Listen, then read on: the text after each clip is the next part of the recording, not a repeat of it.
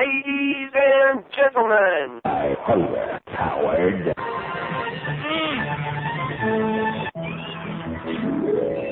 You are now listening to Retro Radio. Welcome, ladies and gentlemen, to Retro Radio, your only weekly source of classic arcade game emulation, news, and information. I'm Shane R. Monroe, your host. Welcome to the program. This week, I will be interviewing Brad Oliver, the programmer of the Macintosh port of MAME, as well as major driver contributor to the MAME project. But first, let me give you a quick update on how Retrocade is coming along this week. Retrocade is slated to be out within the next week, give or take a day or two for any kind of problems or inconsistencies.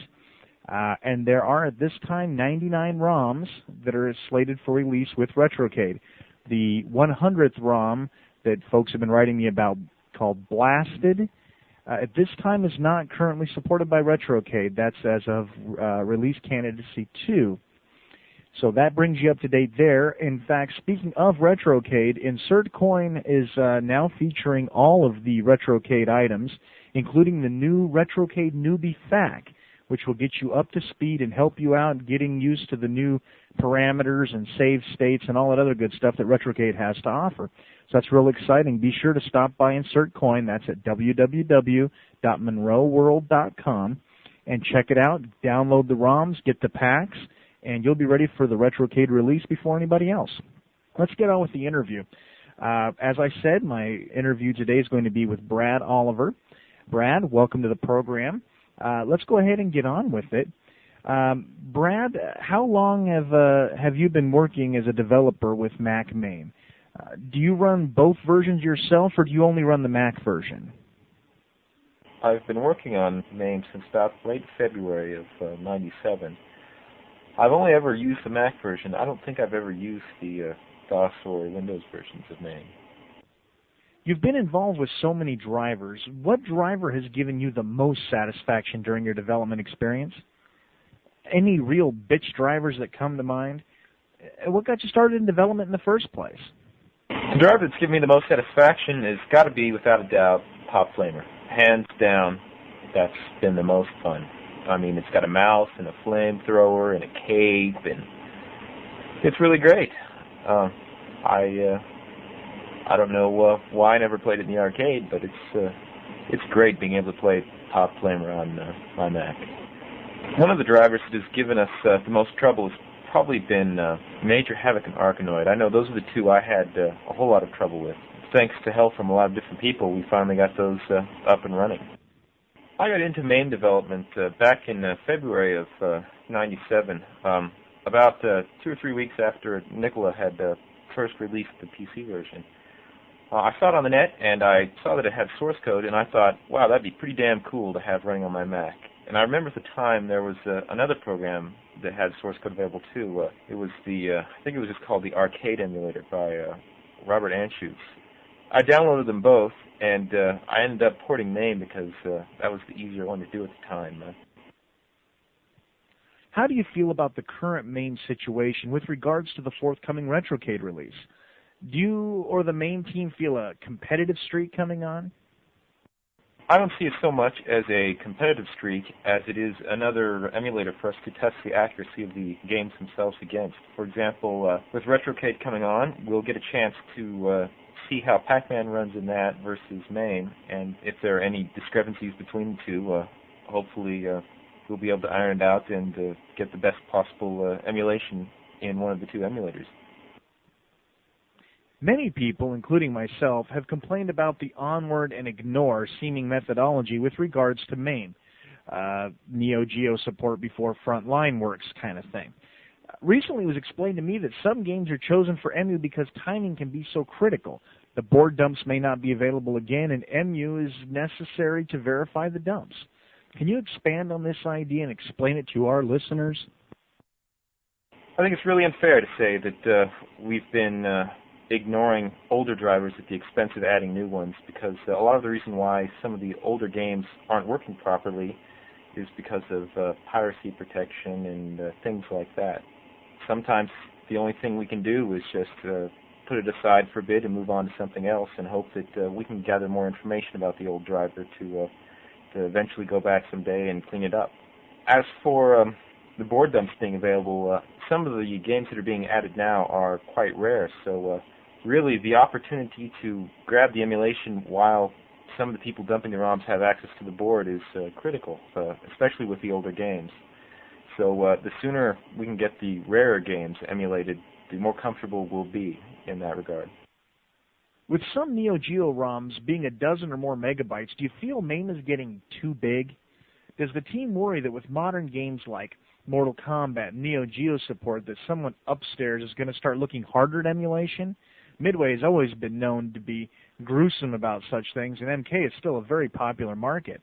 Does the team plan to slow down current EMU progress to avoid this?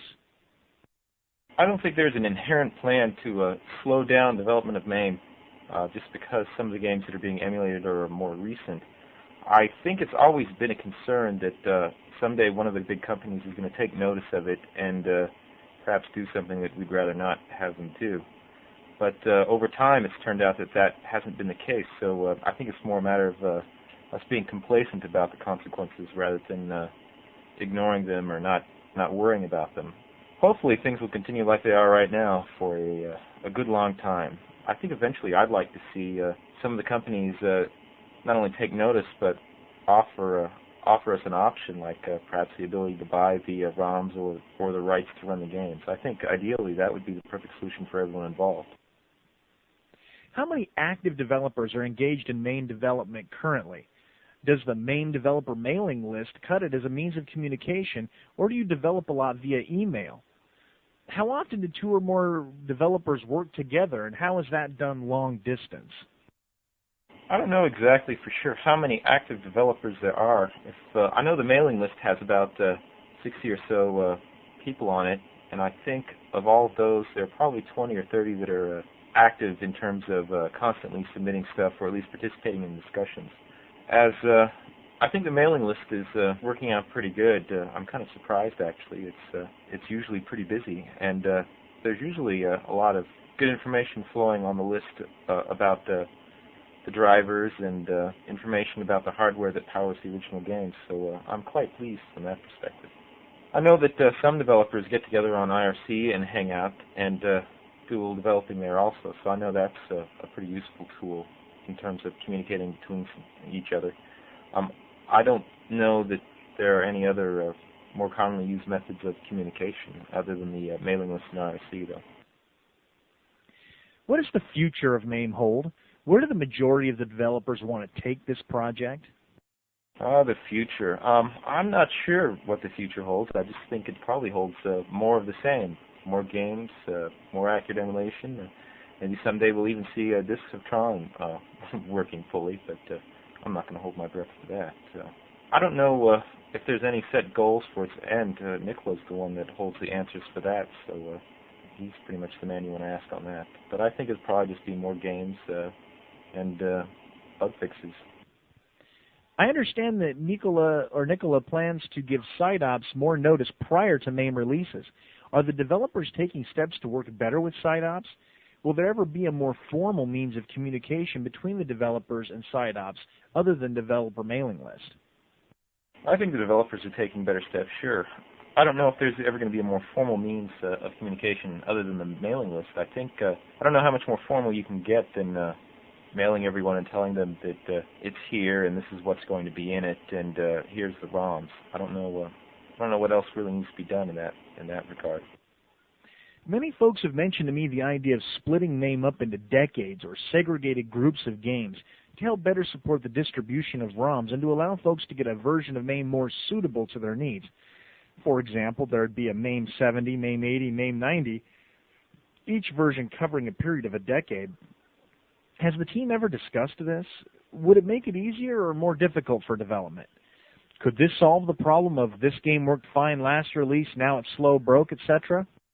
I think the idea of splitting MAME up into decades or segregated groups is not a very good idea, frankly. I don't know what that's going to help accomplish other than making it harder to maintain the core and the source. Keeping it like it is now is pretty reasonable. I think as bug fixes are applied to the core, they get applied to all the games. If you were to split it up, you would have to make a bug fix to one version and then apply it to the others to make sure it got propagated through. A lot of people are under the mistaken impression that splitting MAME up into different chunks or groups would speed up some of the emulations, but that's not true at all. It'll just make it harder to maintain. Brad, last question. What are the most pressing concerns you have with the scene right now? Are you bothered with tons of mail with a particular affliction? Do you have any comments or such to relay to the MAME fans out there?